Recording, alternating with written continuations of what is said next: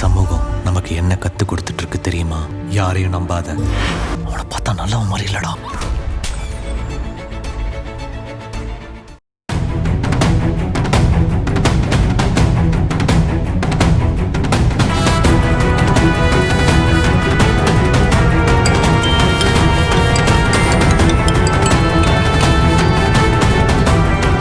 என்ன சத்யா இந்த நேரத்துல போன் பண்றா? Something wrong.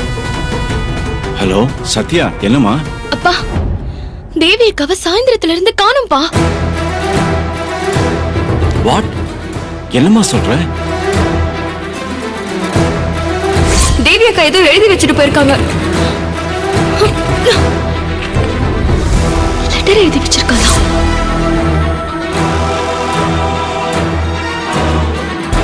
சாயந்தரம் எங்க ஏரியால இருக்கிற அம்மன் கோயிலுக்கு போயிட்டு வரேன்னு காலையில என்கிட்ட சொன்னா.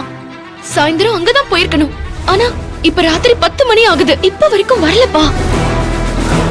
கோவில்லையும் இல்ல, நடுவுலயும் ஏதோ ஒரு பெரிய சதி நடந்திருக்குப்பா. அப்போ லெட்டர்லாம் எழுதி வச்சது அது போலி கடுதாசிப்பா. அப்பா அம்மாவா எப்படி கூட்டிட்டு வருவா? அதுவும் என்கிட்ட சொல்லாம. அதனாலதான் இது செல்வநாயகி சதிதான்னு என்னால ஸ்ட்ராங்கா சொல்ல முடியுதுப்பா. அப்படியா? அப்பா, தேவி போன் வேற ஸ்விட்ச் ஆஃப் ஆயிருக்குன்னு ஸ்ருதி தான் என்கிட்ட கொண்டு வந்து கொடுத்தா. அக்கா போன்ல அப்பா அம்மா போட்டோ, எங்க 2 பேரோட போட்டோ, ஃபேமிலி போட்டோன்னு எல்லாமே இருக்கு. அதை எப்படி அவ விட்டுட்டு போவா? நல்ல வேலை பேட்டர்ன் லாக்ல இருக்கு. அதனால யாராலையும் அதை திறக்க முடியல. நான் தப்பிச்சேன்ப்பா. இப்ப என்னம்மா பண்ணலாம்? எனக்கு செல்வநாயகி, சுபத்ரா, ஸ்ருதி இவங்க 3 பேர் மேலதான் எனக்கு சந்தேகமா இருக்கு.